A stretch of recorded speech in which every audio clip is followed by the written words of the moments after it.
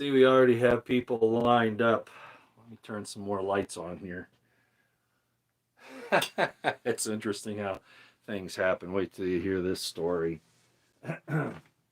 So, YouTube keeps changing its format for going live. Uh, I think this is at least the second one in a few weeks. So, I'm sitting there, putting the information in, and uh, it flips and takes the thumbnail for the video and just shows the top of my head. Now, just for your information, I had already decided to title this video what I did, which is the unintended consequences, expectations despite unintended consequences. And that's exactly what happened with the thumbnail. But it really fits what I'm going to talk about, so I'm just going to leave it. And of course, since it jumped into the thumbnail, which means it's ready to go live, I didn't have my lights on and everything right then to go forward. So hello everyone as you come in. Today, of course, what is today? Yes, the 21st of March, 2023. And as you know, I like to always try to do a video live stream on Tuesdays and again Thursdays. It's not really scheduled, but I like to try to get that in and then do the others as occasion requires, in my estimation, like I did yesterday. And let's see if I'm up and running on the live here, so I can see the chat. Yeah, it looks like we finally are. So that's good. That shot of the top of my head, that's pretty good actually. Like I say, it fits. When expectations meet unintended consequences. Boy, if that ain't true. And here was a perfect example of that. So, okay, so I'll just bring this up so I can see the chat. We will get to the chat a little bit today, I hope. All right. It's having a little trouble, which doesn't surprise me. Let's see if I can fix this. Man, it's so aggravating when they do this to you. I have it running, and then of course it's got to be sticky. Let's see what happens. There we go. Finally. All right. Remember, I don't have high-tech stuff here, for a lot of reasons. The main reason being my bandwidth just won't handle it. Okay, so this video is actually inspired by a couple of different things, and I haven't put it together in a really good, organized way. Principally because I ran out of time, but also because I think at this juncture I would rather address these issues in a less formal way than they probably require, simply because it's in an area that's going to disturb proponents of the subject matter that I'm going to talk about, and opponents. It's going to do both. So I'm going to get attacked by both sides on this one. Okay, Northern Ontario here. Hey, how you doing? Before I get into that subject matter, now everybody's going, oh, what's he talking about? What's he talking about? You'll see. The first few minutes of this are going to be, of course, as they usually are, my commentary on some of the things that are happening around the world, specific things, nothing that you can't find elsewhere, but just some things that got my attention. And then the balance of it, for those of you who want, it's not so much a spiritual discussion, but it's going to lean that way. It's an historical explanation, exploration of the Gnostic movement in the 1st century through about the 3rd century. I'm not going to take a lot of time on that whole situation, but I'm going to explain where, in particular, in my estimation, the Nag Hammadi Gnostic codices came about, originated, and why. Okay, so that's what we're going to talk about after I get through with this initial little business here. The first being, of course, in the description box below is a video link to Professor Bart Ehrman's discussion at a rather large gathering. I wasn't at North Carolina Chapel Hill. It was somewhere else that he had been invited to speak. Now, who is Professor Bart Ehrman? He is a scholar on the New Testament. Okay, and he's very good. He's a little eccentric, I should say. He's a little eccentric, a lot like me in some regards. Your lip grows hair like your scalp. Actually, my scalp doesn't grow hair. That's not real, and I've explained that before. I have scarring on my head that the doctors require that I keep covered, either with this little thing they give me or with a hat, or preferably both. And I think most of my viewers know that. But yeah, hair grows everywhere but where you want it to. It grows in your nose. It grows out your ears. It's just aggravating. Anyway, so Professor Bart Ehrman, in the description box is a link to it's about an hour and a half, I think, presentation he made on the problems in the New Testament translations and why you cannot take them verbatim. Okay? And I've talked about that before, and it gets people all upset, but the fact of the matter, historically, linguistically, culturally, and a whole bunch of things, there are real, honest to goodness problems with the New Testament. And I talked about them before, but Professor Bart Ehrman goes through some of that in this description, in the description box in this presentation he makes. So I'm going to kind of get away from the New Testament part of it and tell you to go listen to Bart Ehrman. He was not involved with my studies and all that. My people I was involved in studies with were other folks, but I knew of Bart Ehrman, and I have a lot of respect for him. Again, though I think he's a little eccentric, but that's okay. I mean, that makes him real. So anyway, just so you know, information on why the New Testament translations that we have today are a problem. Okay. The next thing I just want to bring up, of course, the bank fails are getting worse now. We're seeing many more banks failing. This is all on purpose. The big banks are getting bailed out by buying the little banks and getting their assets. Okay, and the government's pushing all this. It's an evil system that they're taking us down. Okay, we talked about it for a long time, and I don't know all of the technical details about it because, as I've often said, I'm not a financial guy, but I know crooks when I see them. And this is all criminal conduct if it really was exposed and handled the way it should be. Is he arrested? I'm not sure who you're talking about. You mean Trump, probably. I don't know. A lot of that's drama. I'm sorry. A lot of it's drama. I'm not saying it's not real, but I'm not even going to talk about that. Frankly, I don't care. He's let those January 6 people rot in jail for years now, and they're going after even more people. That really didn't do anything wrong. They were invited into the Capitol by the Capitol Police. Yeah, there were people that destroyed things and did stuff. They should be arrested for their behavior. But the people that were invited in, hey, when you're invited into somebody's house, that's called an invitation. It's not a trespass.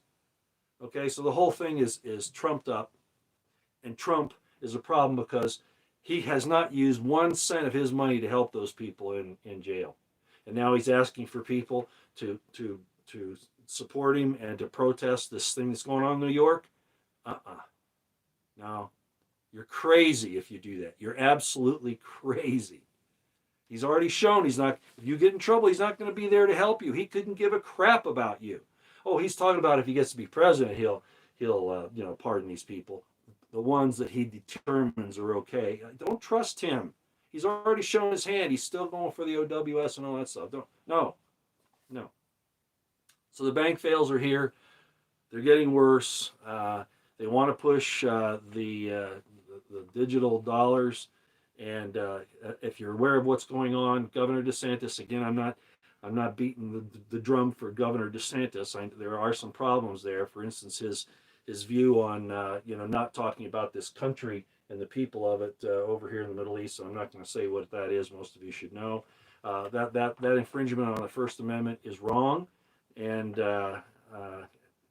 he's wrong to do it, as is Governor Abbott and the Texas legislature and a bunch of other people. But at any rate, what DeSantis has done is apparently they've done a situation where no digital money system will be in Florida. Now, how he's going to make that work, I have no idea. Again, I'm not a financial guy, but he's already made that statement. It's going there.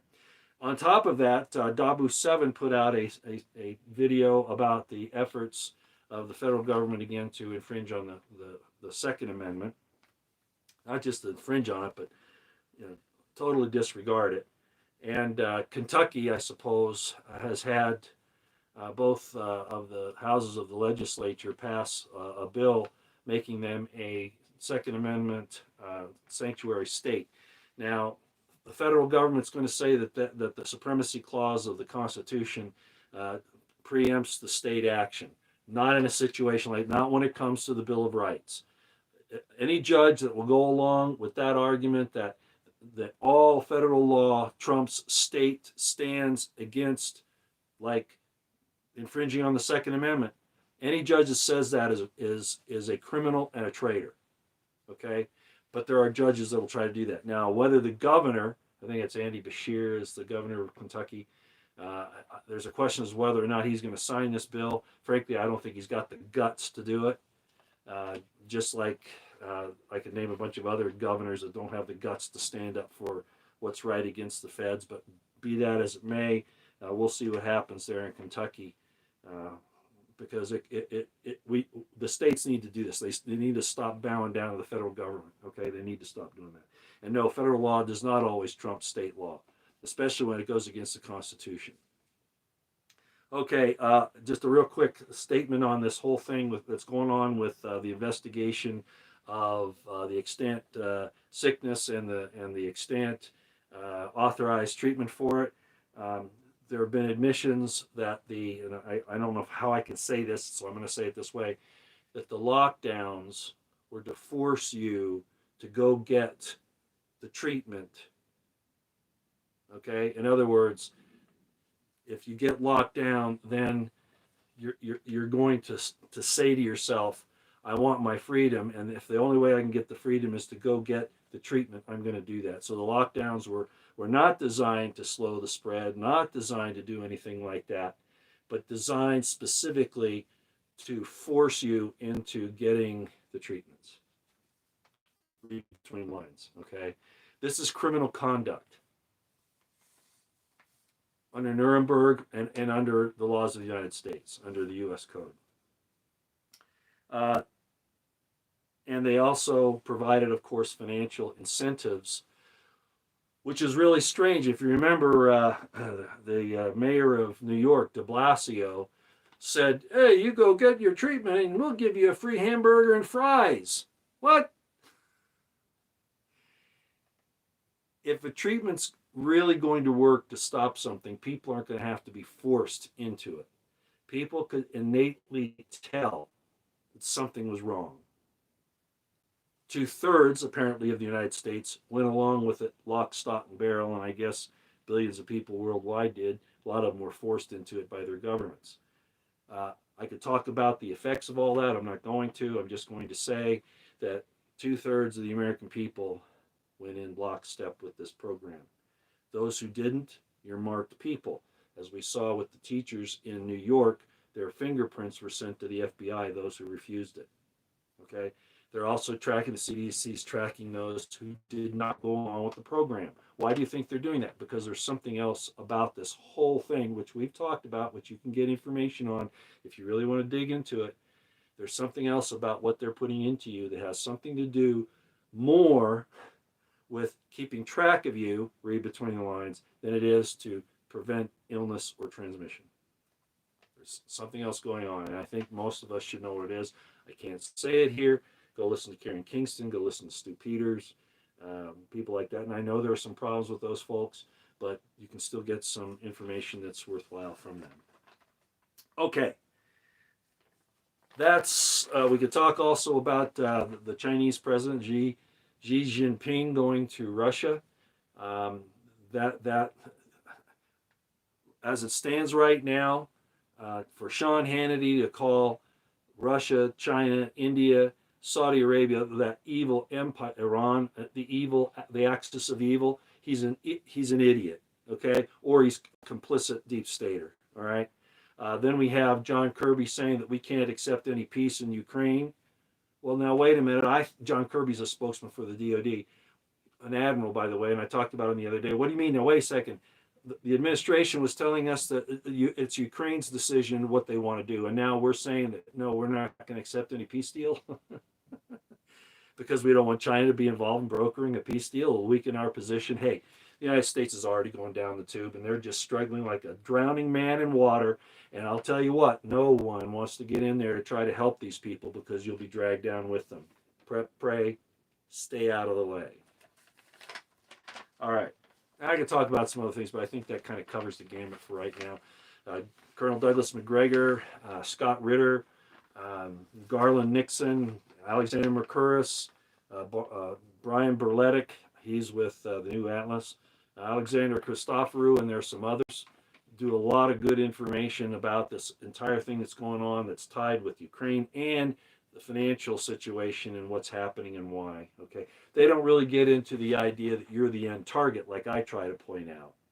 You know, they try to keep it on the geopolitical level. You know, this nation against this nation. When I look at it, that all these nations are, and I question the motives of Russia. They may not be involved in this, at least at this point.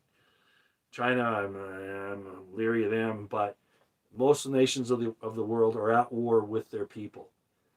They're trying to cut down the population because they don't want the social safety nets to pay for anymore. The overpopulation humdrum is just that. It's humdrum.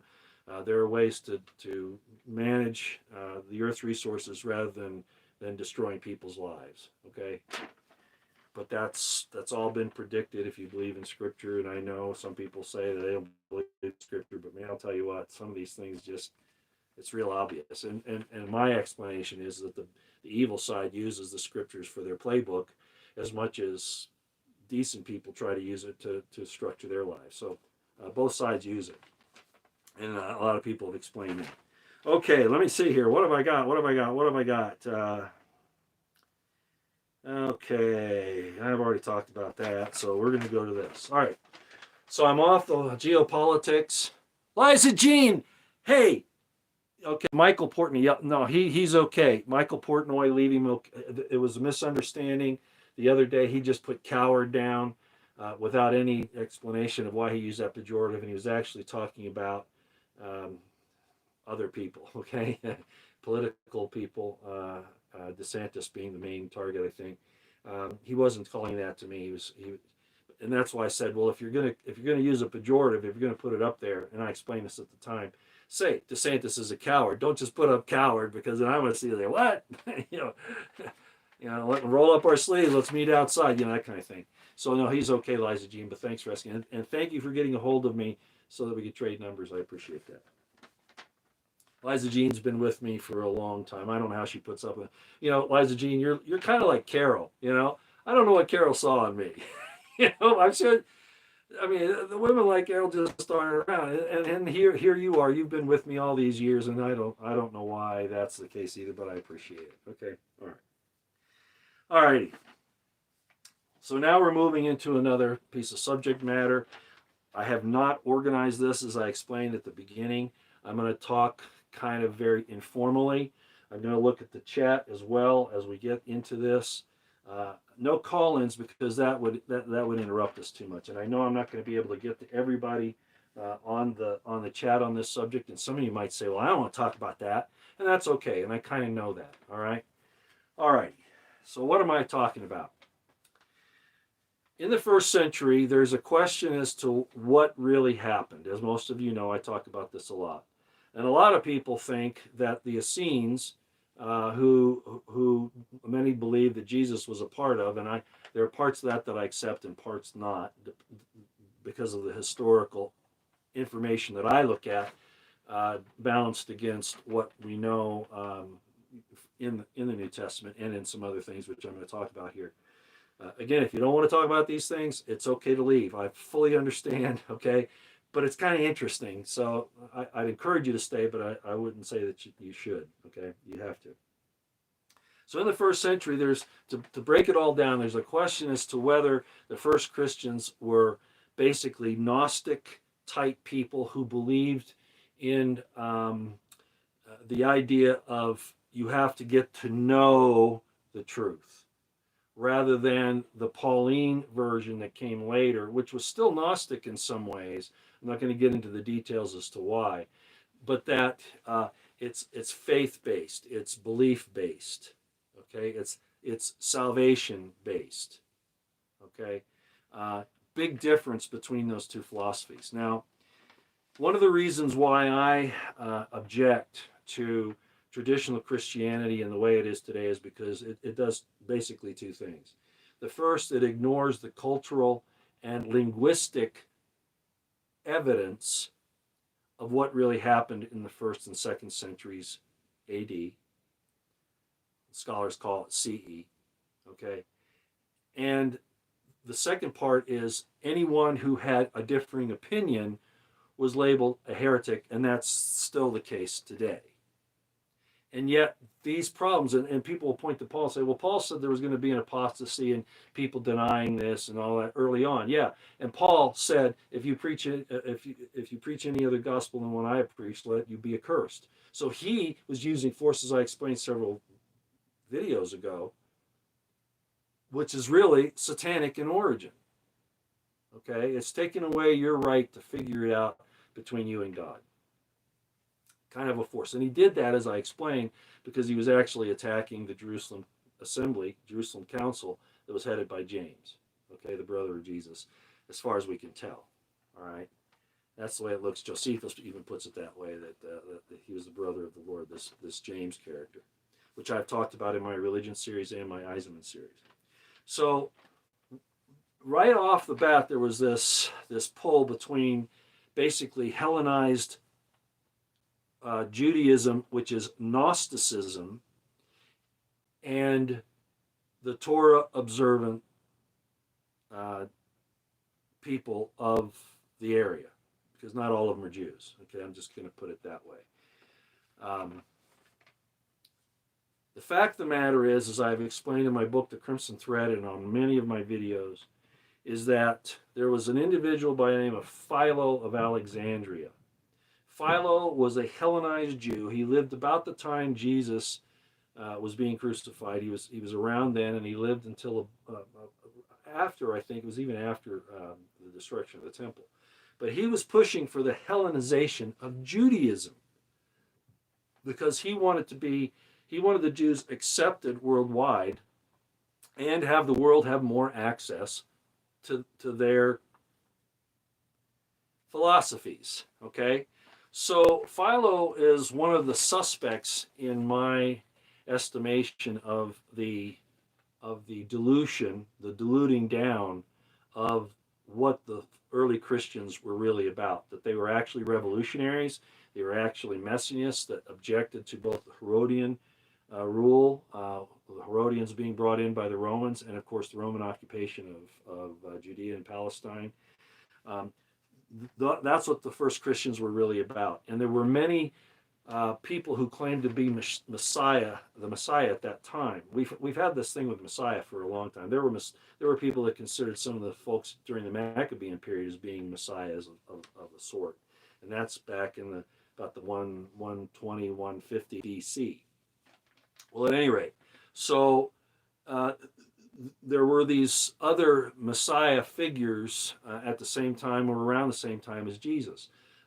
Judas of Sepphoris, for instance, Athronges. Okay, and you can look these up and see what I'm talking about. But the best thing to do is to read my book, which is online.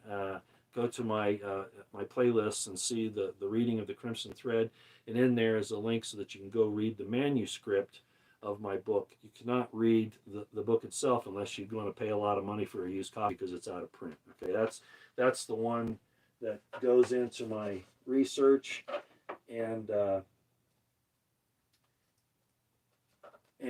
the explanation in this. Okay, so you can go read the manuscript of this, but these books are out of print, so you won't have any luck getting a new one. I'm not going to reprint them for a lot of reasons, and the subsequent sequels that I was going to write, I didn't do that either, which was going to talk about this whole problem with Paul. It was going to show Paul for what he was, but best laid plans of mice and men, right, sometimes go awry. Yeah, so I haven't done that second sequel, but we've talked about basically those things with the Ehrman series and my religion series. Okay, so the big question is who had it right? Did the Christian traditions that started off with people like Uh, um, well, even as early as Justin Martyr, which was in the first century up through about 100 A.D., and then on to the church authoritarians. For instance, Irenaeus, uh, Epiphanius. And I'm not pronouncing these right. Okay, Epiphanius, different ways, depending upon who you're listening to, how they pronounce those. Um, and then, of course, you have Jerome, uh, and a lot of other early Christian people that developed the idea of Christianity the way it is today. So you have these systems coming about, and what happened is that the Jews generally, the people who were in Judea, and this is the key point to where I think the Gnostic Nag Hammadi codices came from. Gnosticism is a Greek idea. Okay, gnosis. It's even a Greek word. Gnosticism was well known even prior to Christ's time. Okay, to Jesus's time. What happened with the Jews who, at least the people in Judea, and I know this, like I said, this is very informal. I'm just kind of throwing this out there for right now. What happened is that whoever this Messiah figure was, you'll say it's Jesus. I say it was the Taheb from the Samaritans, the people that lived in Samaria. There are others who would say there were even other people as late as the Bar Kokhba rebellion against Rome in 130 A.D. You've got all these different Messiah figures, okay? The fact of the matter is, with the destruction of the Second Temple, the really close followers of James and that group of people, which would probably include Jesus's followers, of course, were told to flee Jerusalem and go to the Pella. It's called the Pella flight. It's over on the other side of the Jordan. Some of them went to Masada, and I've talked about that in some detail, that I think something miraculous probably did happen at Masada, and then the Romans had to claim that they all committed suicide. I really doubt that. I'm not going to get into that again. All I'll say is that there was the Pella flight. A lot of the faithful left. The Herodians, by and large, stayed in Jerusalem, along with those who say they are Jews and are not, that kind of folk, okay?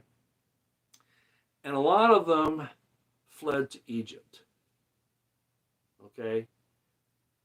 The Bar Kokhba rebellion is part of that later on. All right, so you have these people getting out of Dodge as the Roman armies are closing in on Jerusalem. They see this destruction, the destruction of the Second Temple in the Second Temple period there with the Roman army coming in 70 A.D. Very few things of that magnitude have happened in the world. Not even what we unleashed on the United States unleashed on Nagasaki and Hiroshima, or what Britain unleashed on Dresden, Germany. Those pale in comparison to what the Romans did in Palestine, in the Jerusalem area, actually all of that area as they swept through in 70 A.D. It was the worst destruction and mass murder of unimaginable magnitude. These people that had this trust that God was going to save them, that the God of the Old Testament was going to save them against this Katim, these evil invaders. That's what they called them, the Romans. Katim, it's the word for invader or interlopers. They thought that God was going to protect them. They thought that the Messiah was there to protect them and to throw out these evil pagan rulers so that they could go back to their own religion and culture again. Okay, you see what's happening here? They put all their faith in these messiahs, all of whom, including Jesus, failed them. And you might say, well, Jesus was saving us for another world that has nothing to do with this world. That's not what he meant. He was talking about the world of Caesar, but I've already talked about that in my religion series. The point is that the people of that time expected that their Messiah, whoever they thought it was going to be, Jesus, Athronges, Judas, Sepphoris, the Teheb, whomever, Bar Kokhba, whoever, would save them because the God of Israel was not lying to them that he would do that. And again, you could say, well, the real purpose was to, set up, the church, which just means community. Ecclesia just means community. Is really it doesn't mean like the brick and mortar churches, even the synagogues. It doesn't mean that. But regardless, the bottom line is that they did not think, despite what Jesus is attested to saying that Jerusalem would be destroyed and the temple will have all the stones turned over. And by the way, that information was not written until probably after it actually happened, but that's another story altogether. Go listen to Bart Ehrman, as I've explained. The fact of the matter is that you had devout Jews who lost their trust in the God of the Old Testament. And they couldn't explain how or why that happened when they had tried so hard. Like a wife, just as an example, okay, I'm not coming down on women here, it's just an example, okay. Hell hath no fury like a woman scorned. You've heard that before, right? So a woman who's been dealt with by her husband in an inappropriate manner, abandoned or whatever, abandoned in particular, she can become hardened and really put out, really upset, totally turn, okay? That's what these people were faced with, and they escaped to Egypt. Some of them the Romans found and killed anyway. They had to explain what happened to them, because how could this trust that they have in this God have turned against them? So the whole concept of this God of the Old Testament being different than the God that Jesus worshipped was born. Now there was some evidence of it earlier on, but that's why I'm saying that the Gnosticism was kind of the breakoff point where these people who had felt like they had been betrayed by God fled to. So what they did is they started these communities in Egypt, one of them being around Nag Hammadi. If you don't know about the Nag Hammadi codices, the Nag Hammadi library, Elaine Pagels was a scholar who went into this in great depth, and I studied all of this in depth like two and a half decades ago. Okay, I don't even have the Nag Hammadi library anymore. I've given so many of my research materials and things to my kids. But at any rate, so I'm giving you kind of the 60,000 foot view, or maybe the space station view down, something really high. So these people became adamantly against this God that they thought betrayed them. And so they started writing the Nag Hammadi codices, these Gnostic scriptures. I depend upon the Nag Hammadi Gnostic codices myself for some historical information and to some insights into the spiritual system that existed prior to all this happening, because it still filtered over into some of the Gnostic writings. It did, okay? The Gospels of Philip and Thomas are very interesting, for instance. The hypostasis of the archons, as far as I'm concerned, is way out in left field. There are people out there who will explain, well, these things are about stuff that really happened prior to the earth being created. It has nothing to do with our situation here. It's prior to that. That's not really true, okay? And I'll explain why that's the case in just a minute. I'm not saying it's entirely off in left field, but I'm saying that they're missing what the point was of these people writing these things in the first place. They're trying to explain why their God betrayed them. Okay? And so they come up with this concept that the highest God, the all-powerful, almighty God, the unknowable God, never actually created the world, that this wasn't his place, that it was the result of a subordinate, rather selfish juvenile by the name of Yaldabaoth.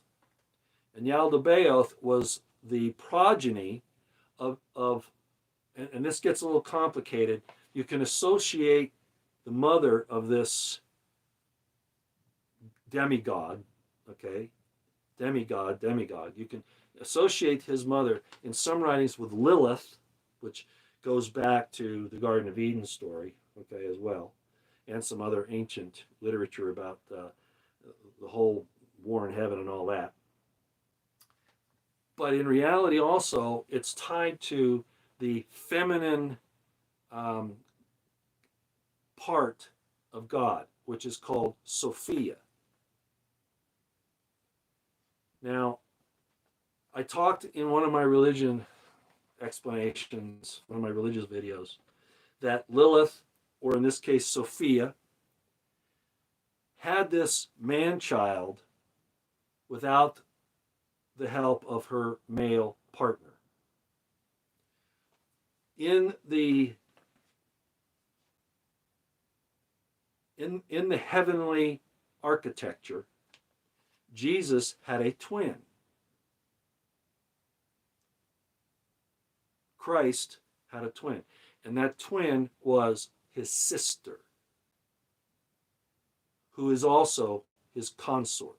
Now, people right now, I'm telling you, I know what you're doing. You're pulling your hair out. You know, you're picking up rocks and you want to start throwing them. I'm just telling you what you're going to find when you look into this. So basically, what all of this is saying is that Sophia, who is wisdom, another name, Sophia is wisdom, and I'm going to get into the wisdom and understanding Sophia, Kokman, all that stuff in just a minute for those of you who know about that. Sophia is the creator.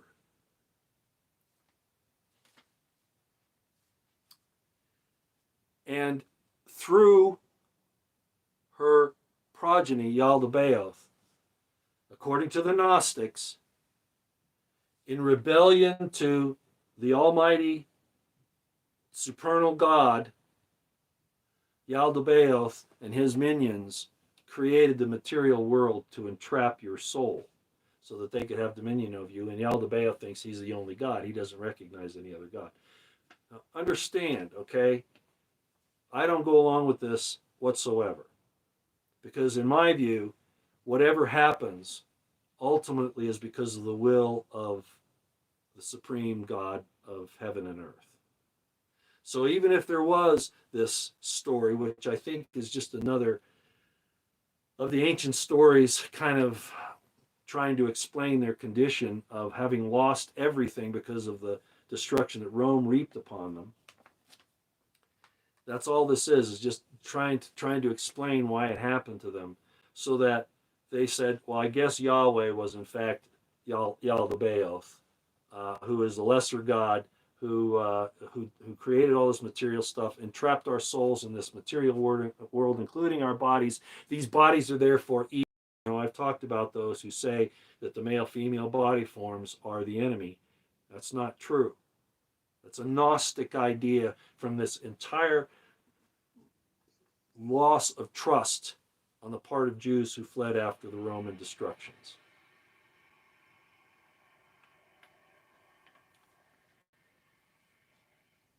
So that's basically where the idea comes in, that the material world is evil. If you understand, and a lot of people will totally reject the Hebrew words and things, and I understand there are problems in the Old Testament. I've talked about that. But there are jewels in there, and I brought those out to you with my breaking down of the Hebrew words into their letters and their meanings.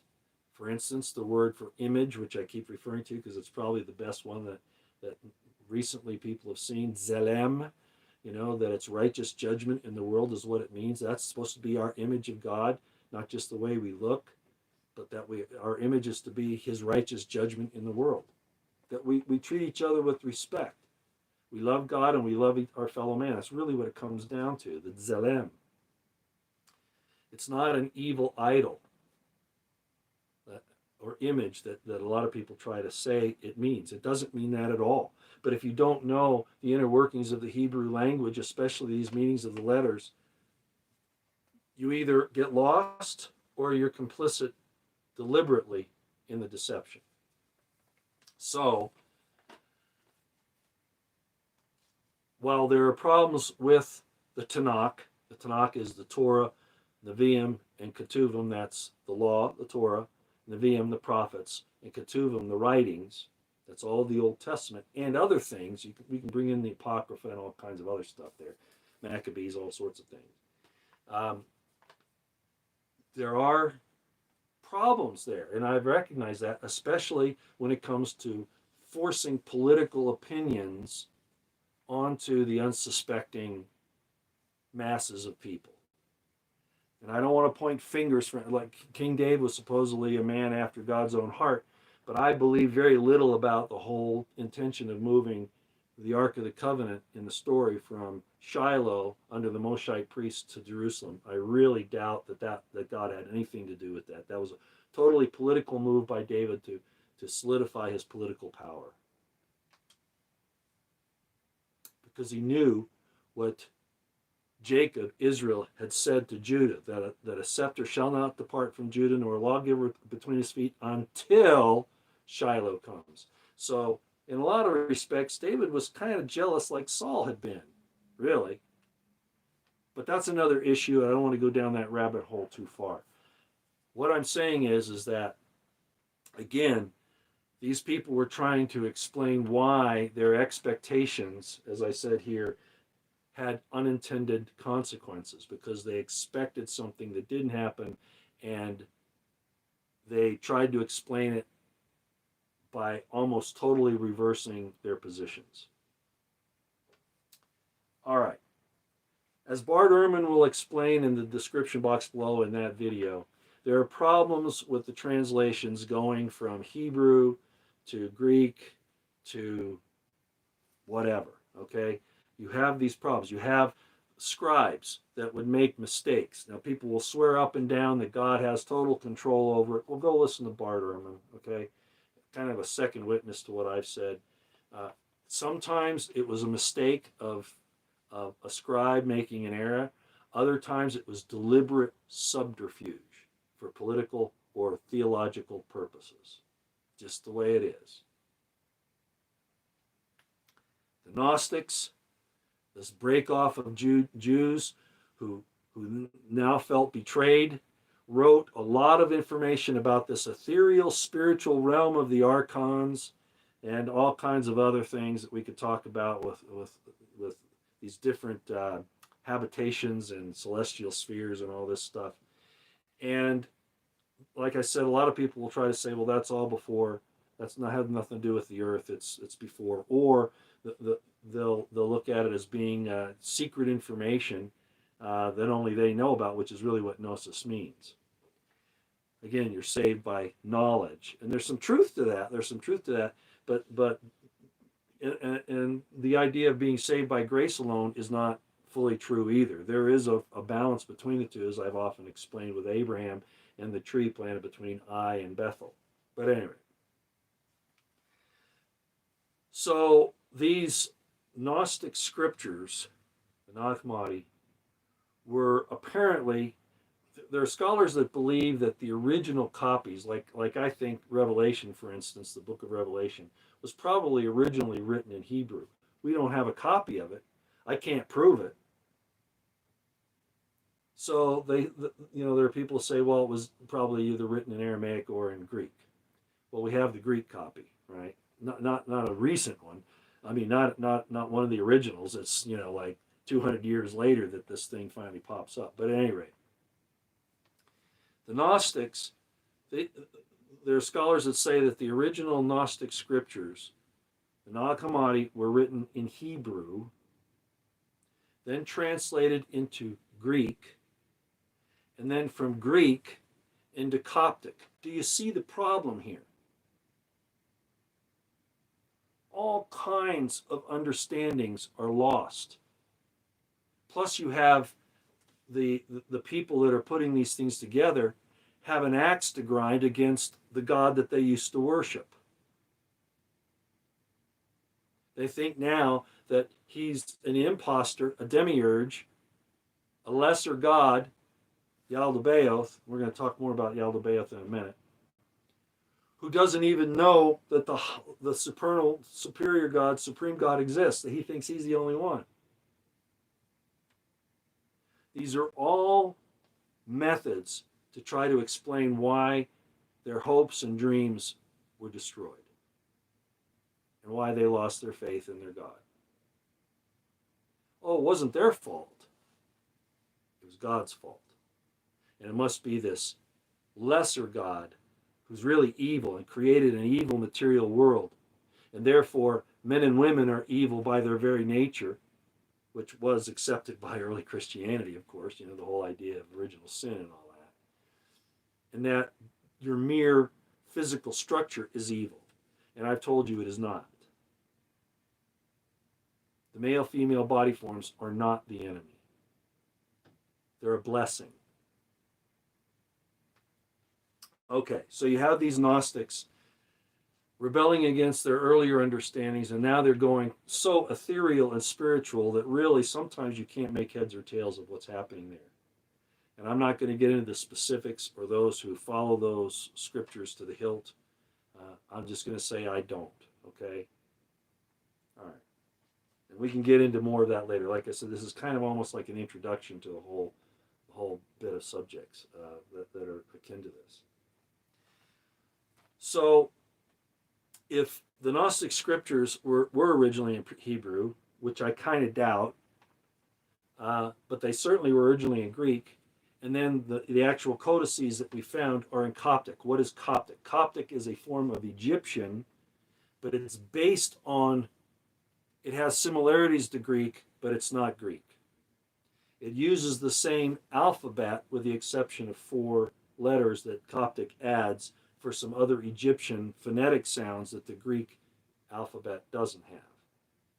So when you look at the Nag Hammadi codices, it looks like Greek, but it's actually Coptic. Okay, it would be very similar to, in this way, 2 examples: Aramaic and Hebrew. Similar, but not the same. But even more so, here's an even better example. You've got Spanish using the same basic alphabet as English, but it's not the same language. Do you see what I'm saying? That's the difference between Coptic and Greek. All right? So they found these things written in Coptic with all of the inherent problems of translation that causes. And then you add, as I said a few minutes ago, the motivation of these people to explain why their God betrayed them, and that it must be because of this lesser God, that you start getting all of this spiritualized, I'm going to say it, nonsense, because the truth is made manifest to you every single day. That's the promise.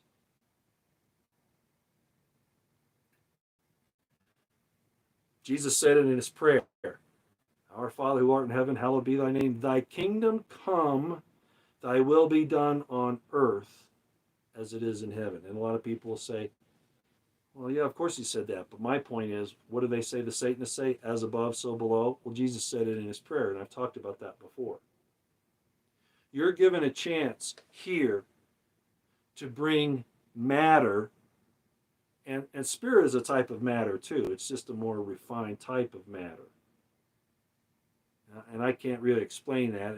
I'd have to get, because I'm not a physicist, I'd have to get into really detailed quantum mechanics, which kind of gets into it. I've looked at that, I've studied it. But the bottom line is, in my estimation, that the creation of the material world was not an evil thing, and it was not designed to imprison you and your soul into evil. It's because if you believe, and that's another thing, the Gnostics don't believe in the literal resurrection of Jesus. They think that the resurrection just meant he went off, you know, kind of like Paul doesn't even really talk about the resurrection that much. I mean, he does, but he never met the resurrected Jesus, right? He never met the bodily resurrected Jesus, right? So it's this ethereal thing out there, you know, that the resurrection took place in just that Jesus went off into heaven, you know, in a spirit form is kind of basically what it is. So they basically, like the Sadducees, deny the physical resurrection. I don't. Despite all the problems in the New Testament, I still look at the resurrection as proof that God's end purpose in all this is to bind spirit with matter in an inseparable connection and a fullness of joy.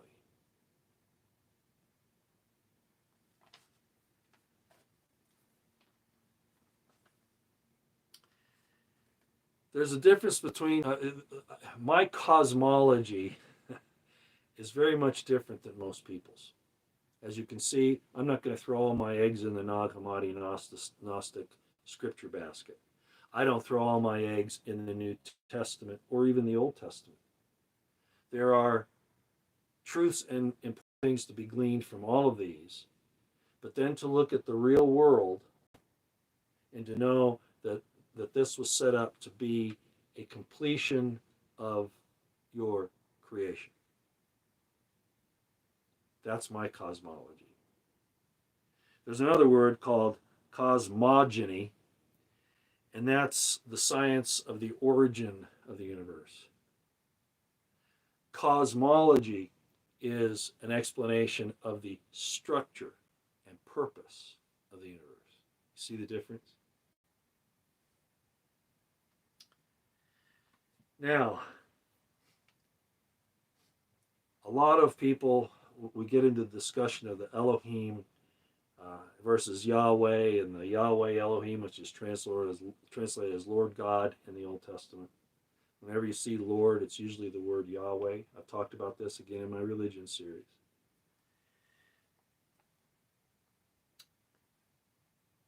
And I'm going to say something here right now that, again, will upset some people. All right?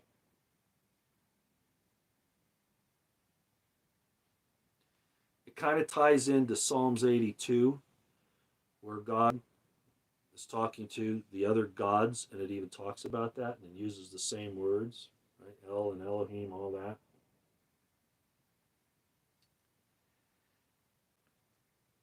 If you send your son out into the field to build a fence, giving you an allegory, a parable here, to build a fence, I mean, the cows can't build a fence, the wolves can't build a fence, a sheep can't build a fence, right?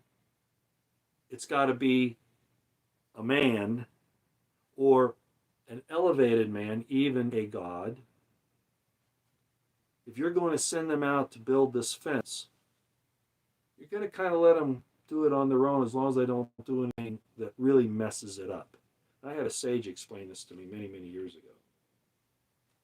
So your son is out there building this fence, and for the most part he's doing okay, but in this one spot he runs into a problem. And if you don't step in and do something about it, it's going to mess up the whole fence line. And there are some parables in the New Testament that go along with this as well. The husbandman of the vineyard and some other things, right? So the father sends somebody down there to fix the system.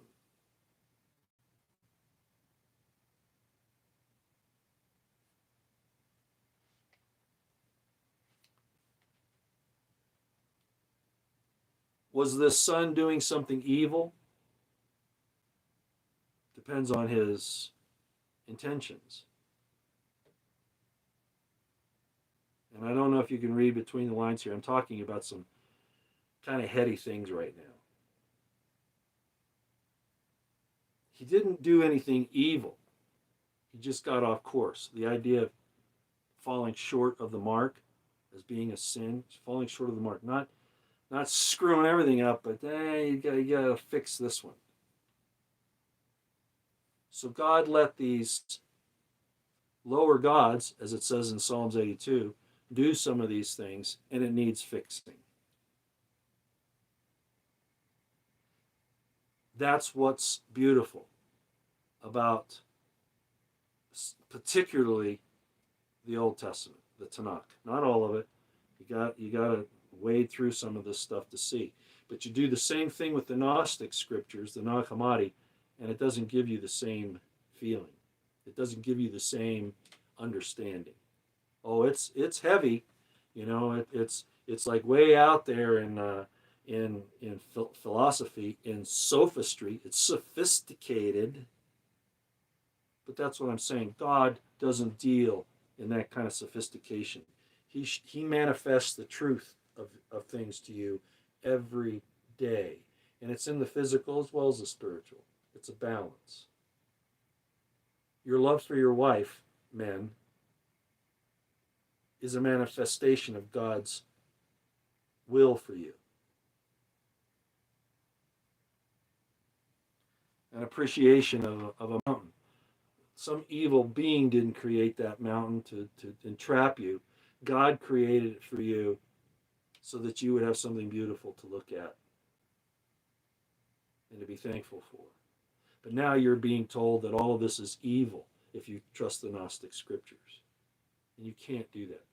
There are a lot of good things in the Gnostic scriptures. I've talked to you about them. Some things slipped over into the Gospel of Philip, for instance, where it talks about Mary Magdalene being the consort of Jesus, which goes along with the Sophia being his sister prior to coming to the mortal world. His consort, his feminine counterpart. So the Jews call it the Shekinah. I shouldn't say the Jews. The Hebrews call it the Shekinah. But at any rate, the similarities are there, and that's why I say this, the misunderstanding. And the Gnostics have a problem too, because the Gnostics on this attack really attack sex. They attack sex as being evil. There were even early Gnostics that believed that having sex and having children was actually helping the evil God to bring evil into the world. What kind of thinking, what kind of mentality, what kind of lack of true love is that?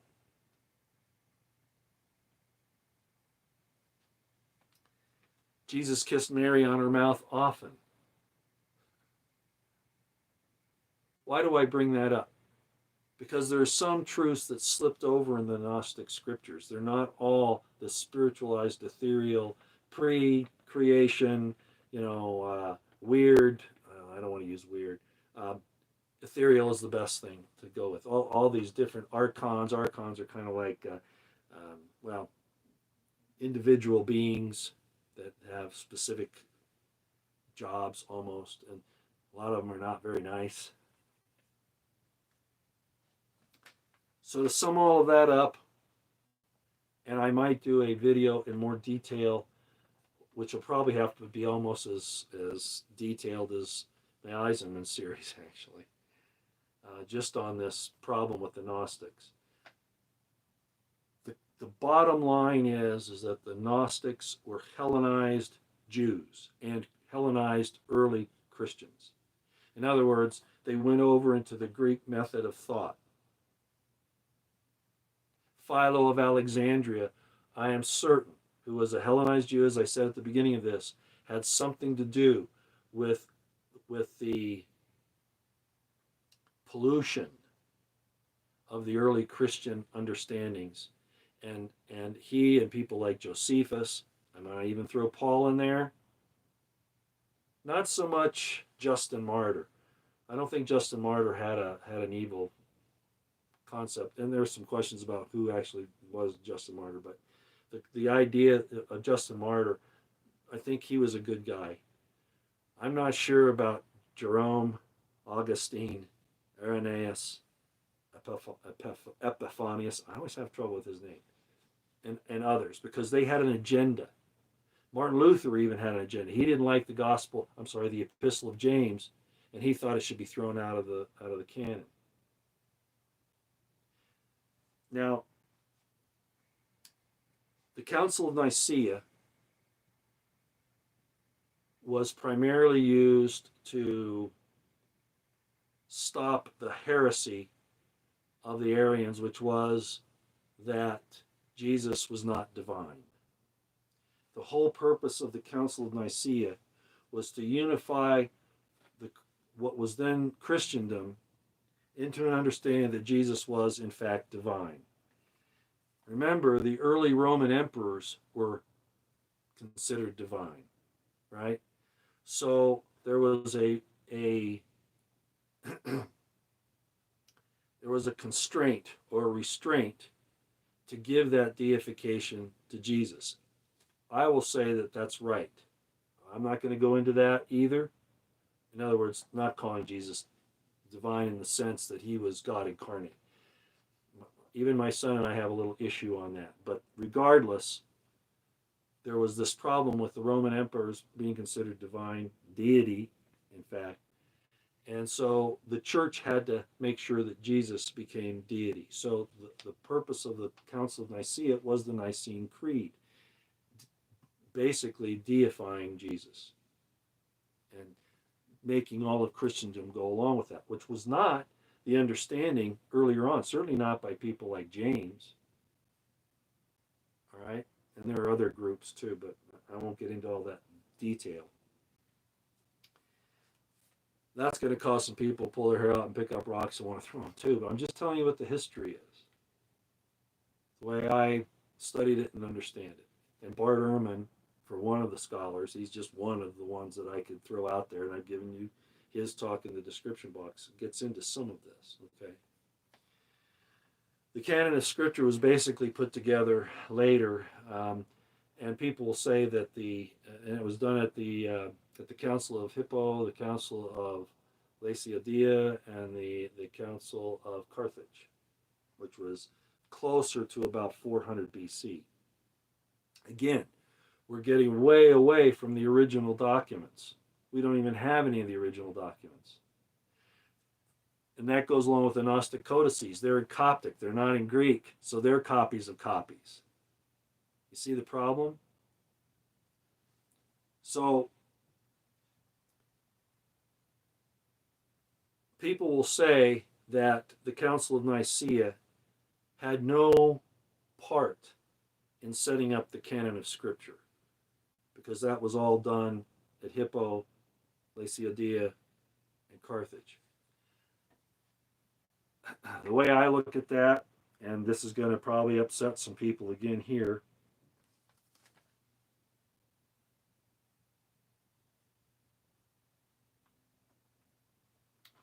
I'm looking at a note here. I want to see how I put this.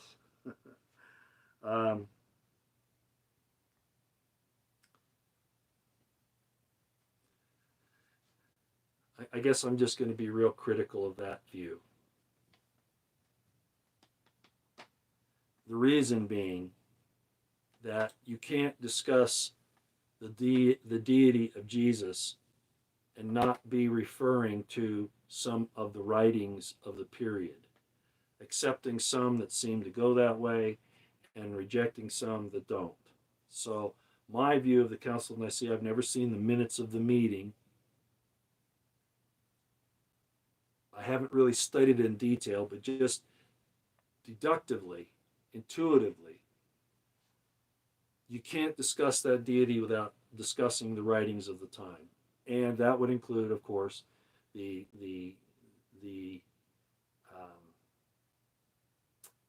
prejudices of people like Augustine, Jerome, etc. And some of the earlier documents like Mark, some of the Pauline writings and stuff like that. You'd have to have some basis to make your judgment at the Council of Nicaea, and then to come up with a Nicene Creed, which includes the concept of the Trinity and all that. So my understanding is that not to think that the Council of Nicaea at least took a lot of these texts into consideration as being some good, some bad. And there's some legends about this, and I'm not going to get into that. That's not important. What I am going to say is that to think that the Council of Nicaea didn't investigate those and use them in some of their judgments and in some of their statements is intolerable foolishness. And that some of those judgments, some of those decisions, in fact, did influence what happened at Hippo, Carthage, and Laodicea. Okay? We don't have that kind of thing going on with the Gnostic scriptures. They were known at the time, apparently, and totally rejected even then. And I'm not saying they should have been, because there are some good things in there, especially an understanding of the historical concepts and how another religion formed because people felt abandoned by God. Historically, theologically, philosophically, that event with the Gnostics and Nag Hammadi, and as I have explained it, is absolutely important to understand. Okay, one last thing, and then I'll look at the chat here. One of my explanations on this whole thing has been, and I've made it for a long time, is the meaning of Genesis 1:1 and how it refers, how John 1:1 actually refers to Genesis 1:1. There will be those that say that the word that John uses, what he says is, in the beginning was the Word, and the Word was with God, and the Word was God. I've talked about this before. And there are people that will say, not totally incorrectly, but because of Philo of Egypt pushing the idea of the Logos, the Greek Logos, which is Gnosticism, and it's a feminine, by the way, in case you didn't know, Sophia, feminine. Sophia is Logos, and it's feminine, and it's the Word. That's going to mess up some Christians too. But I don't think John was really going there. I don't think he was influenced, I don't think, in that regard of Philo of Egypt making the word there in John 1:1 the Logos or Sophia. Now, this is going to go over a lot of people's heads, but there are those who argue that that's really what John's talking about. He's trying to reconcile this ancient understanding of Sophia, the consort of Jesus, the consort of the Son of God, with even God himself, with the developing Hellenization of Judaism. I have explained, I think people who have followed me for a while will remember this, and I'm not going to put it up on the board, but I showed that in fact what John was actually referring to was the Aleph Tav in the first sentence of Genesis 1:1. Bereshit bara Elohim et. Right there you have it, and if you don't know what I'm talking about, go back and look at some of my religion series where I talk about this. The et is the Aleph Tav, which is the same thing in Greek as the Alpha and Omega. So in my estimation, John is not saying that this is the Sophia, is not the wisdom, is not the Logos in the sense of Hellenized thought. That he is actually referring back to Genesis 1:1, Elohim et, the God, Alpha and Omega. In Hebrew, it would be the God, Aleph Tav, the beginning and the end. That's my view of it. And I think that I've made the argument for that, and it makes a lot of sense. Now, I'll end on one other thing. Some of you are saying, well, what's this about Sophia and wisdom and all that? There are two concepts.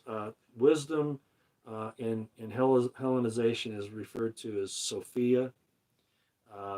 The wife of the Jesus of heaven is of God of heaven is Asherah, for instance, which is kind of the same thing. And now people are really going crazy because they're going, Roy, you're jumping all over the place. I'm just trying to show you that there's a lot more going on here, and you can't just, gloss over it. If you really want to understand, and it can drive you crazy, I'll admit that it can drive you crazy, but look at it as being that most of these things are attesting to what you are, the male-female relationship, which I've been so adamant about for so long. So Sophia is wisdom, okay? It's where sophistry comes from, too, the word sophistry, sophisticated, that kind of thing. But Hebraically, in Hebrew, the word is chokmah. Chokmah. The opposite of chokmah, wisdom, is binha, understanding. Now people are going to say, Roy, you're talking about the Sephiroth. Yeah, it's evident in the scriptures. You just don't know it's there because you're not familiar with it. You want to see it in a diagram. When you read the scriptures, you don't understand that you're actually seeing that. But it's in the scriptures all over the place. The reason why I bring that up is because there's a problem with the word Elohim that I have not discussed in the past. It's the Hebrew word for God. It's actually plural, meaning gods. But here's where I'm going to throw a real wrench into the works. Because we've been putting down the feminine for so long. I'm not saying this because I think we need to go back to worshiping the feminine God. I'm not saying that at all. I'm saying that we are made in the image of God, male and female, and that we are to act in concert as men and women, as male and females, not opposed to each other, as the story of Lilith or Sophia and Yaldabaoth suggests happened, which causes chaos. It's the fusion of the male and female working together that is what we're supposed to do.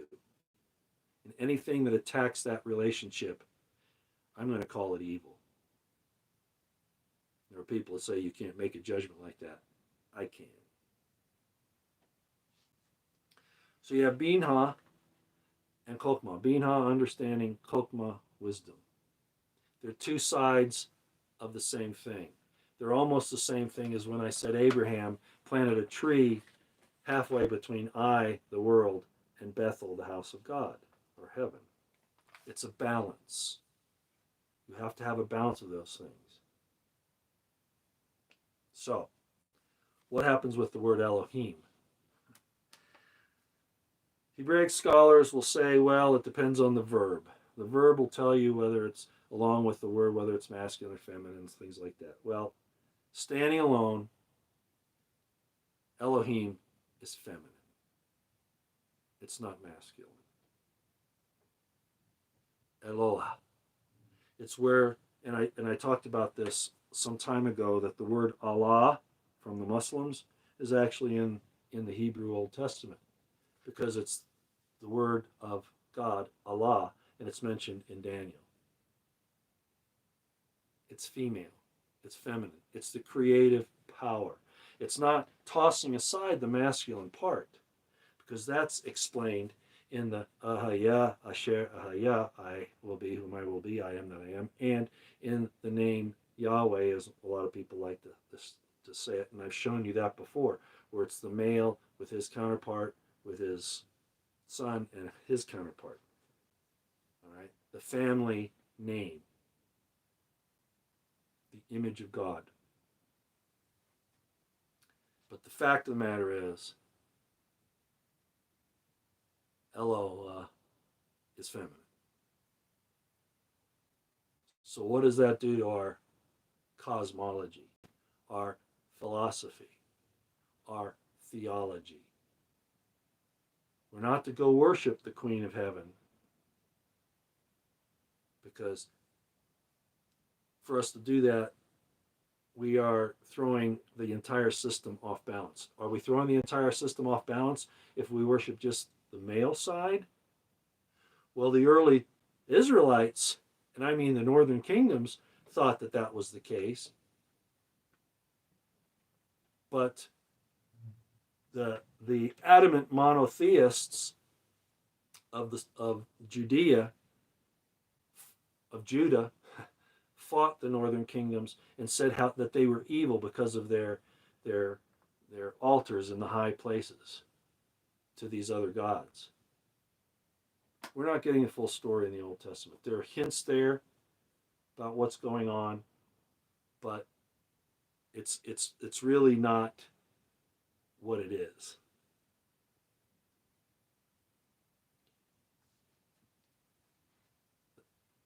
The Yahweh Elohim and male and female, man and woman, are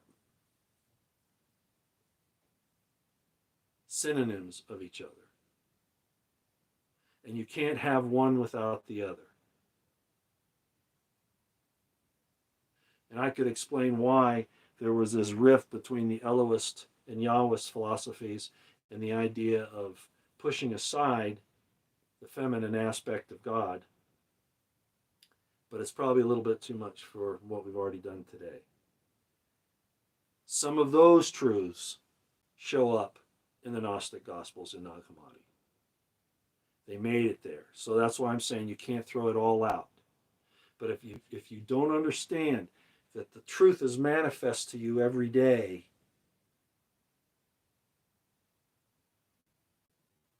it's your relationship to it that's the problem.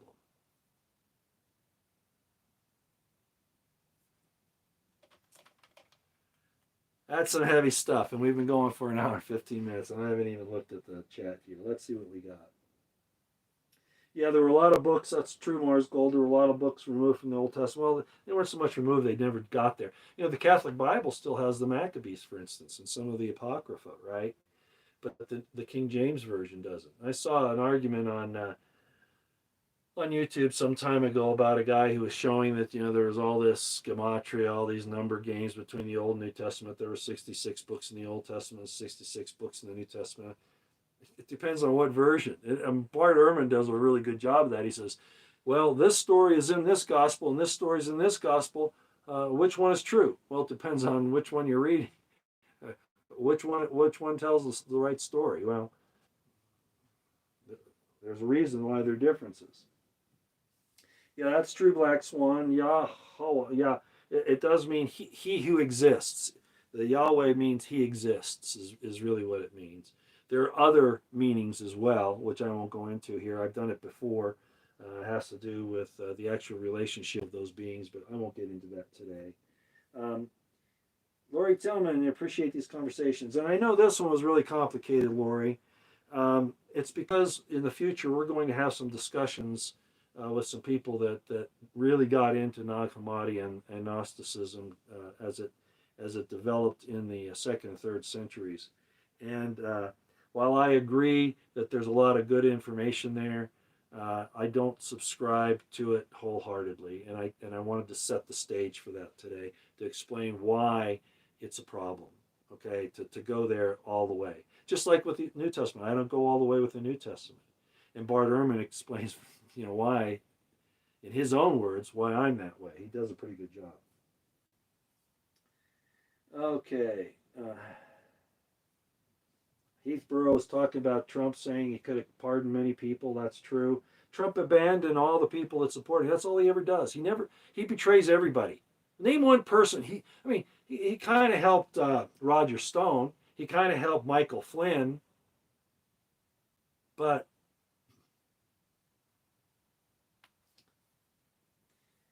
okay, let's see what questions. I would not be John when Michael shows up. Let me see here. What's this saying here? I should have this up closer to me. He looked at me. The lieutenant colonel looked at me. Life is good being an old funky Leadfoot. Elvin Leadfoot. You talking about me? I didn't even know I did. Okay. All right. Don't mean to bust your bubble. We are to abide by the 10 Commandments still. Well, in reality, the 10 Commandments were given to Israel, not to anybody else. Sorry. It's just the fact of the matter.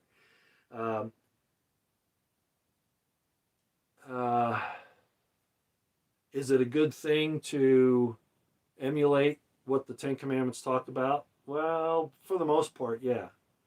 As far as the Noahide laws are concerned, they're an extrapolation in the Talmud. Has nothing to do with the 10 Commandments, really. So I pretty much reject the Noahide laws. Not that they're necessarily bad, but one of them is if you believe that Jesus is God, then you can have your head cut off. You know, that's not cool. All right, I'm sorry, that doesn't cut it. That's why when I talk about Jesus and about if there was anything in the New Testament that was really of value, okay, Jesus taught it, James taught it. James called it the royal law of liberty. Jesus said that they were the two great commandments: piety and righteousness. Love the Lord thy God with all thy heart, mind, and mind strength. Have a one-on-one relationship with him. You don't have to have an intercessory. You don't have to have a priest. If they want to help you understand, that's one thing. But if they're going to rule over you, that's a whole other problem. It should be between you and God. Love the Lord thy God with all thy heart, might, mind, and strength. And the second is like unto it: love thy neighbor as thyself. And these two are all the law and the prophets. But the commandments were actually to Israel. The Ten Commandments were actually to Israel, not really to anybody else. People will say, well, if you convert to Christianity, if you convert to Jesus, then you have to follow the Ten Commandments. Well, are you circumcised too? Are you obeying the celebration of the feasts, especially Passover, Rosh Hashanah?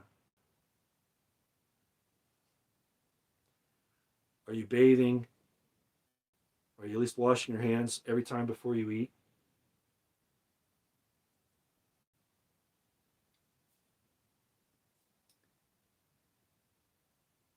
I like that, Mac 1968. If you don't believe in God, realize that God believes in you. That's kind of like, that's almost a corollary to, the statement from a Greek philosopher. I forget who it was right now, but he said, you may not be interested in politics, but politics is interested in you.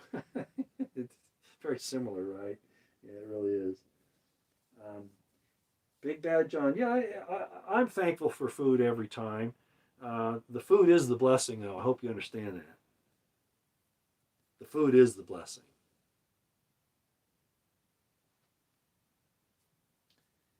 Yeah, hygienic. Yeah, just common sense hygiene. Yeah, yeah. Well, you figure these people were, they lived in, they actually lived in a pretty good society. I mean, they make them look like, the Israelites. I mean, they make it in the stories, especially Cecil de Mel's The Ten Commandments, they make it look like they were, in this horrible, horrible lifestyle. That's not the way it was at all. But they did succumb to some of the lower things, like probably not washing their hands or bathing like they should. So those things were explained to them. Hey, wash your hands before you touch your food.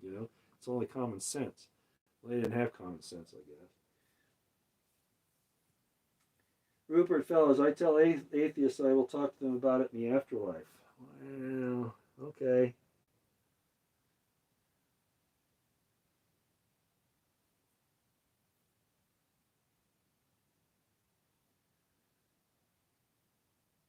Hypocrites Matrix. Real food today is hard to find. Yeah, you got to grow it yourself, and even there, you got to be careful. Um, there are some people that talk about growing your own food. Patriot Nurse for one. On Twitter, there's a Catholic lady. I'm trying to remember her name, what she goes by. It's Ray, R-A-E, but she goes by another name altogether on there. I can't remember what it is, but she talks about that too. I think she lives on a farm. She's also a nurse. Oh no, she's a physician. She's an MD. Yeah. She and I don't have. I mean, she's Catholic, so we have some issues there, but by and large, I really appreciate what she puts out. It's really pretty good. Max Malone, he is led by the devil. Let's see, who's that? Bible states no longer need to do it. That's not true, Max Malone. That's not really true. The Jews weren't freed from it at the very least, and that was the issue between James and Paul. Okay. Um, we could get into a discussion of that, but we also know that the 600, I'm not talking about the 10 commandments, I'm talking about the other 613 commandments, all the crazy, preparation of the sacrifices, doing this, doing that. That's all busy work to keep you out of trouble. That's what it was. It was a schoolmaster. Okay, and that's true. I mean, what about eating unclean food? You want to eat crustaceans, pork, you know.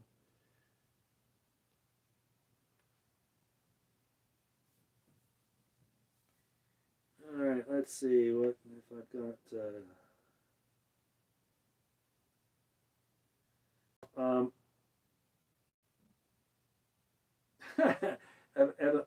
Elvin Leadfoot says choke artist. Trump is the choke artist. Boy, isn't that the truth? Uh, Circumcision is no longer, who said this? Yeah, I heard about that useless knowledge that they're going to make it illegal for Christians to talk about that. I know, but that's been off and on for a long time. Um, you know, I do not consider Israel to be the Israel that's talked about the restored Israel last day. I don't consider that to be the case at all. It's an imposter. I'll probably get thrown off of here for that, but that's, if you understand what I've been saying about Ukraine and about some other things, you'll know how I feel about that. Um, yeah, Jesus would be considered a false idol under the Noahide laws, and that's just wrong. That's just wrong. And it's not because I'm saying Jesus is even deity or divine. That's not the point. The point is that the issues between you and God, no man should be there judging what your attempt to understand God, if it's blasphemy or not. That's just wrong, because they don't really know. They don't really know. They're looking at words on a piece of paper in a Torah, and they're going to bind you to that? No. I don't know. There was another. Yeah, I know about that. Well, here we are. The Bible says circumcision no longer necessary. No, that's not true, Max Malone. Again, that was the issue between James and Paul. It's true that the Gentiles didn't have to do it, but the Jews were never freed from it. That gets into a long explanation of why, and I'm not going to do that here. The purpose of circumcision, a lot of people wonder, why would God do something like that? Well, there were two things. Because the main problem was strange women, the worship of false idols like Baal, okay, like Moloch. So the purpose of the circumcision was to identify that they were not followers of those idols, number one. Number two, that they would not engage in sexual intercourse with women from those nations, because if they did, their hearts would be turned from God. So it was a way for the foreign nations to identify them and hopefully, maybe slow the process down a little bit. And number two, especially the Israelite men looking at themselves, you couldn't help but see it, right? So it was a reminder not to have intercourse with the strange women of. That doesn't even mean prostitutes or that thing. It's really talking about women of foreign nations. That's a fornication. That's really what the fornication is about in the Old Testament. And it was carried over into the New Testament as well. But most people don't understand. They think it's sex between unmarried people. Well, kind of, but not exactly. Okay.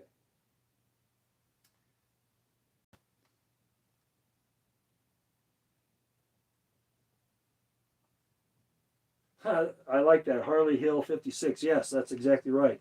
We and pigs have too much in common. It's like cannibalism. Yeah, a lot of people, they've done a lot of genetic studies. And of course, the thing for the long period of time was that we evolved, which I don't believe, of course, evolved from the primates, basically monkeys. Well, the fact of the matter is, our genetic makeup is more like swine, like pigs, than like the primates. So that's right, and that's probably the real reason why we're not supposed to eat at least that kind of a pig. And what I mean by that is there apparently are some that are okay. The hoof is the key, and whether something chews its cud or not, which is just a way of avoiding polluting yourself with what they're trying to inject into you now. That's kind of one thing. But then what about, not eating crustaceans, not eating, crabs, lobsters, those types of things in the ocean. Those are considered unclean too because they don't have scales, that kind of thing. Well, this is where, and I'm just putting this out as my own. I'm not telling anybody that this is the case, especially Jews who might be listening to this. But I think some of those things were placed in there as economic warfare. Because if you think about it, the pastoral Jews, they they had goats, they had sheep, right? So they wanted, especially the priests, wanted that stuff to be brought to them in the temple, and that was their idea of economy, was to if they're going to eat meat, it's going to be lambs, sheep, goats, that kind of thing. If you ate seafood, you're economically supporting the Phoenicians, the Philistines, the sea peoples, who were contrary to Israel. So my feeling on that is that those prohibitions had economic reasons more than theological reasons. There will be people that say, you're misquoting scripture, you're misunderstanding, okay. But I think I stand on some pretty firm ground with that.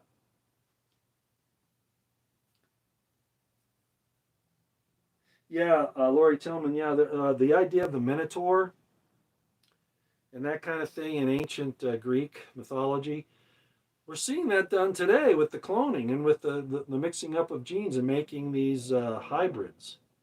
We're doing the same thing, and apparently this is where God steps in, is when you do stuff like this, along with hurting children, which this place does as a matter of course now.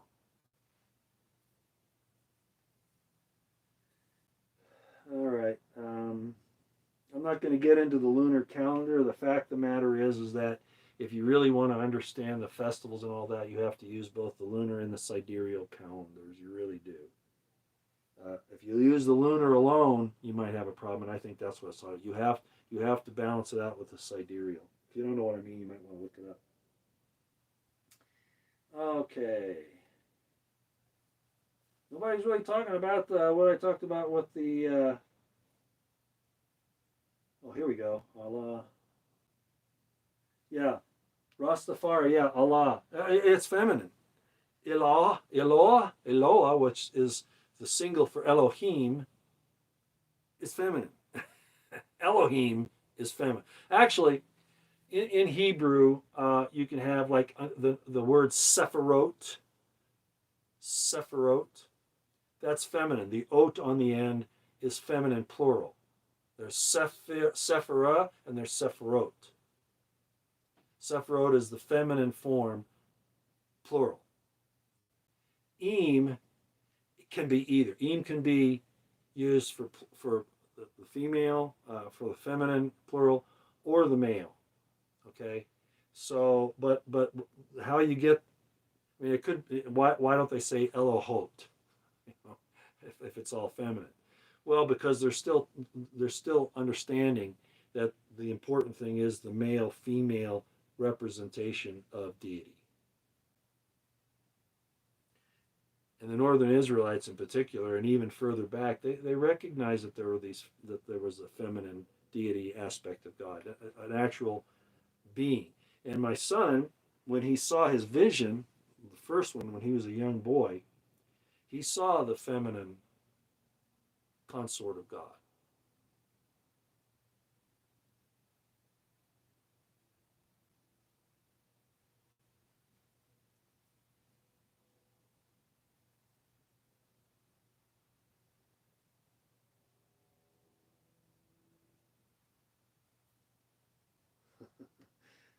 Okay, let's see here.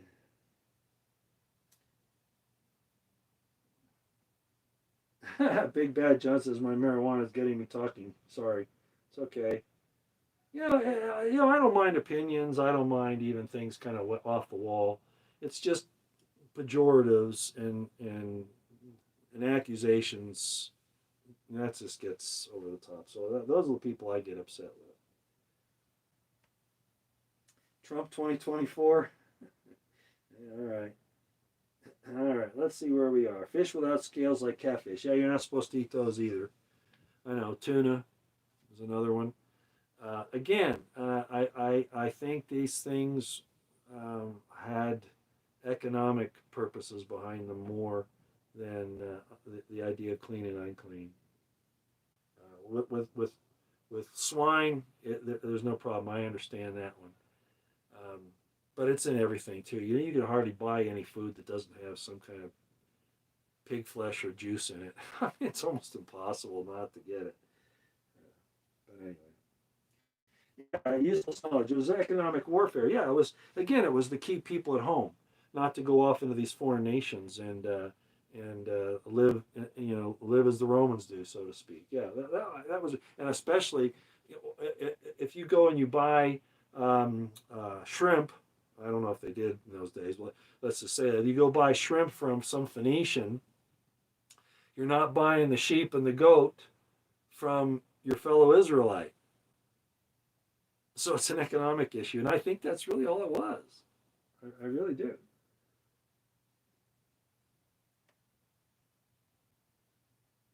Yeah, I like that, James Barnett. Yeah, more like bottom feeder fish to avoid.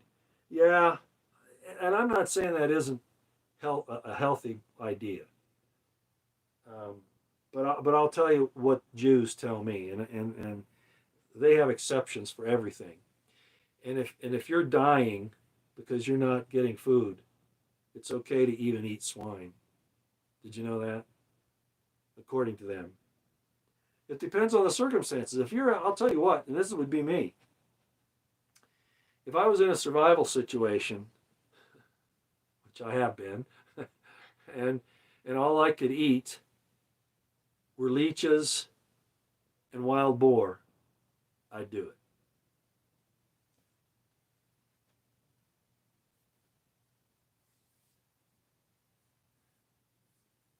Goat meat, Rastafari, yeah, and that's goat milk too is really better than cow milk, dairy. Oh yeah, for sure. Kids that have problems digesting cow milk have no problem digesting goat milk. Isn't that interesting? Yeah. Kevin Hyler, I don't see any drugs, you, dear Roy. Leeches amidst. I'm not sure what you're getting at, but okay. People? Oh, no, no, no, no. Don't eat people. Oh, no, no, no, no, no, no, no. Now, in that case, I'd starve to death first. Yeah. No, I'm not going to do that. They say that if you're dying from starvation, your mind goes and you'll start doing things that you wouldn't have done otherwise. During the Holodomor in Ukraine under Stalin, uh, apparently that happened quite often, the eating of human beings. And of course, you know about the Donner Pass situation where they resorted to cannibalism there. Uh, the stranding of the athletes in I think it was in the Peruvian mountains back in the 70s when the plane crashed. It's happened over time that's occurred, but and I guess when you reach a certain point, um, your mind just doesn't function correctly anymore, and so you start doing things that you wouldn't do normally. So you can't really come down on the people that resort to that necessarily, especially if they've gotten to a point, I guess, where they're gone mad. Um, but yeah, it's not something you should choose to do. No, no, no, no, not at all. Yeah, no Donner parties for me either, Mars Gold. Yeah, the soccer team, right, Walter? You're very well enlightened about that. You're well read. Yeah, it was the soccer team. I forget which one. I know it was in the Andes Mountains where they crashed, but I can't remember if it was the Peruvian soccer team, but it was a soccer team, yeah. Yeah, cannibalism will happen again. Unfortunately, that's why I say prep, pray, and stay out of the way. They're gonna go there. Okay, it's gonna happen again on a mass scale. Yeah, I know, Rupert, fellows. That's what I'm talking about. And the siege of Stalingrad too, all of that, and it's just what mankind has done to his fellow man is just crazy.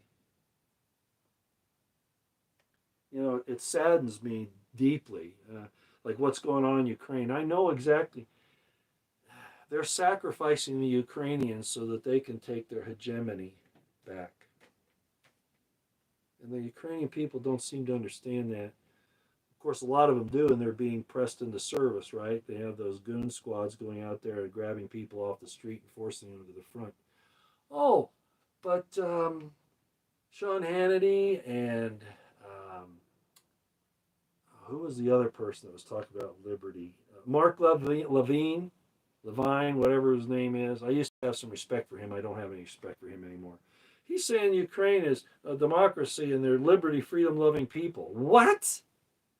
Not that government, but I can't say much more. But taking old men, boys, and even women off the streets and sending. Yeah, right. Oh, we're full of liberty and democracy, Mark Levine, over there in Ukraine, aren't we? And it's all because of what these evil bastards here are doing. Our forefathers told us to stay out of European affairs. Oh, but we have to project American power around the world. Why? And for what purpose? Okay, let's see here. Oh man, we've been going for some time here. Almost an hour and a half. No, it's over an hour and a half. So let me close down here. Yeah, Putin did what he had to do. Yeah, and that's kind of my take.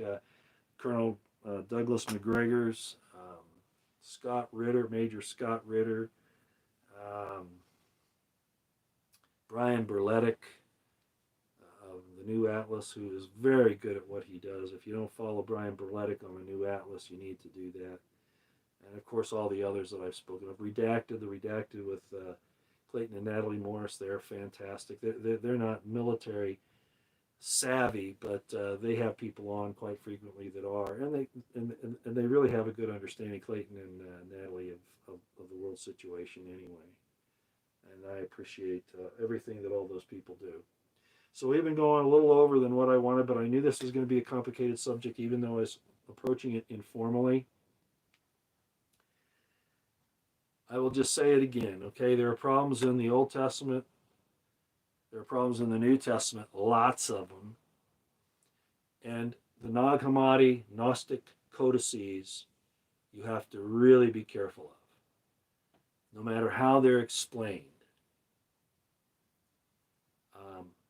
They contradict each other in some serious ways, just like the New Testament does, just like the Old Testament does, but even on a more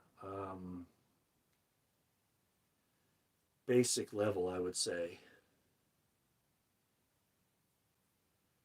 When you say that my mother was evil for bearing me, when you say that my wife is evil because she was beautiful and I desired her, when you say that my kids are evil because they're made out of the same thing that I am, and all we all are doing here, and to the best of our ability, is working through life to try to understand the manifest truth that is presented to us.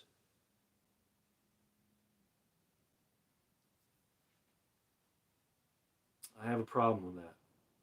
And a lot of these people that condemn the flesh because they say it's evil, all right, without understanding in what sense that takes its form, or at least not willing to admit that, this is what I will say to you.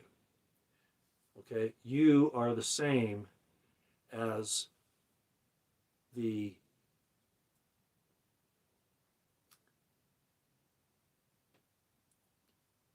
I got to be careful how I say this.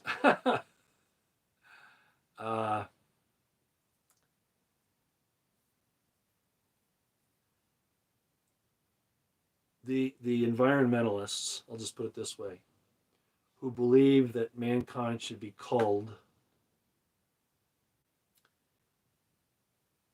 you're no different. You people that say that the flesh of man is evil by its very nature, do you realize you're saying the same thing as those who say that man needs to be culled because he's not worth the problems the earth is having with him? I'm really talking around the issue here. But that's really what you're doing. You're going along. If you believe that your flesh is evil, then I have two questions for you. The first is, do you have a family? Why? And the second is, why aren't you taking yourself out, releasing you from this prison you're in, and going back to I forget the name of the place in Gnostic scripture, for instance. There's a name for it, and right now I can't recall what it is. Like I said, it's been many years since I studied this, but I studied it in depth about 2.5 decades ago. Why aren't you slitting your throat and going there? Jim Jones and his people have something over on you. They didn't have a problem doing that to catch up with the spaceship going past Jupiter or wherever the hell that was. So don't tell me that the flesh is evil and that the male female body forms are the enemy, and you're not slitting your throat to get out of it. It's hypocritical. Sorry. That's how I view it.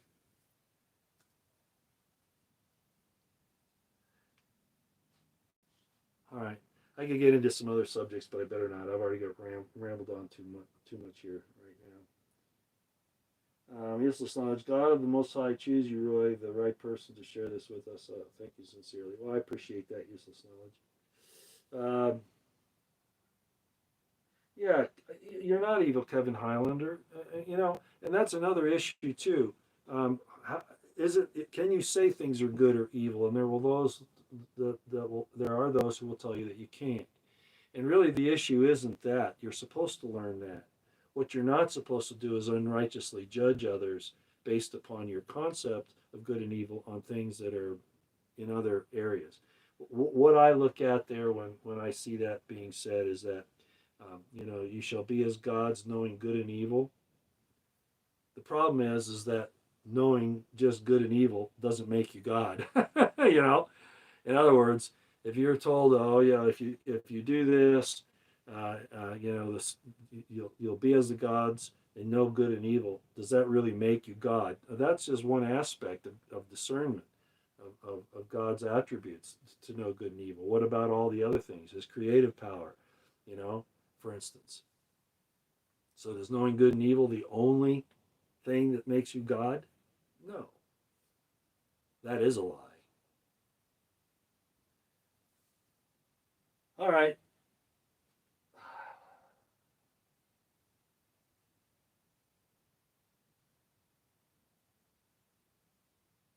Oh yeah, this shirt, Mark Anthony. I bought this shirt in on Chicago's Miracle Mile. I think it was sometime between 92 and 95. Right in there is when I bought this shirt. And it's different. Yeah, you don't find these kind of shirts today. It wasn't cheap either. It was at a custom shop that they're on Miracle Mile, and it was, even then it wasn't cheap.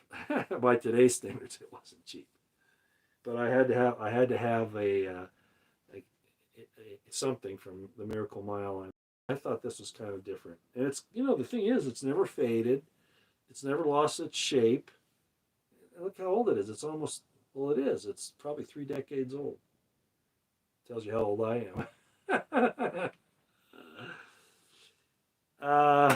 What do I end on here?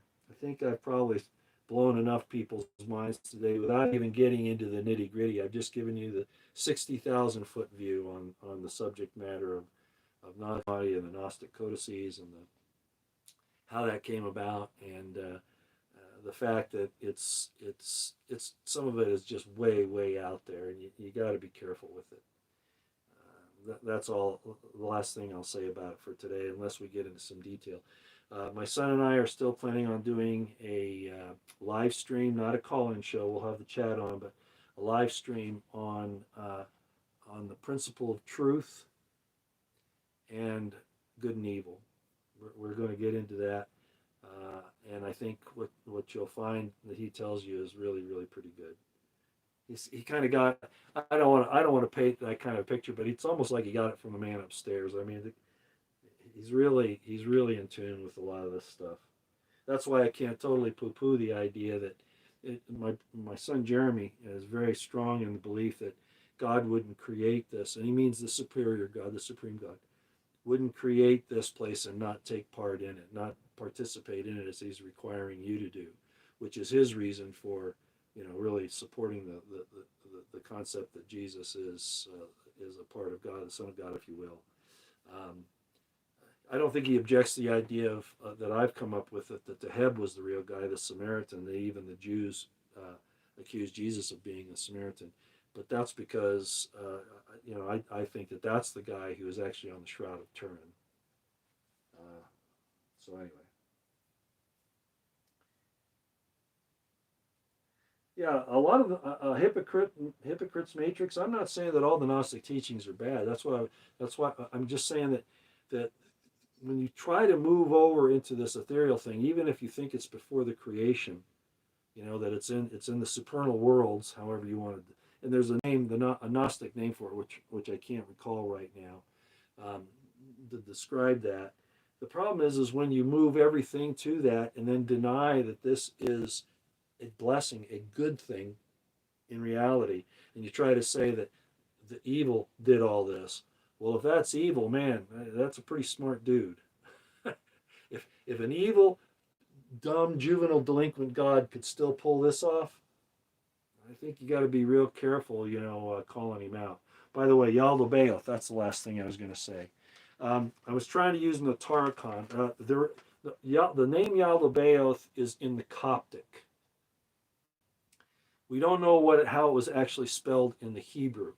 Yaldabaoth is the demiurge that people say that Yahweh really was, and that he's not the real God. Okay, the one from Sophia or Lilith, depending upon the legend that you use. But at any rate, Yaldabaoth is the Gnostic demiurge or lesser god, fallen god, evil god. That one that created all this according to them. I tried to use Notarchon on it, but there's no actual original Hebrew, so I had to do it by phonetic sound. And there are some scholars that have done that, and I'm going to leave it on this: Yaldabaoth, the Gnostic demiurge. If you take the phonetic sounds, Yod, Lamed, Dalet, Beit, He, Vav, Tav, could be a Tet for all I know. The general concept is son or child of chaos.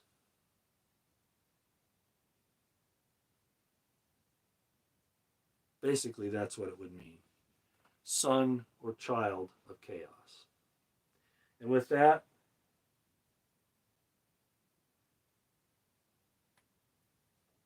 I'll leave you all. Till next time. Hopefully it was interesting, even if it was a little informal and maybe convoluted at times. Keep your eyes on the horizon, your ears to the ground, situational awareness on high. Things are going crazy. Get commodities. Your money in the bank is probably, I'm not a financial guy, but apparently it could be a problem in there. Who knows? Just try to balance things out as best you can with what you have. Right? Prep, pray, stay out of the way. Not saying you can't defend yourselves, but don't go looking for trouble. Okay?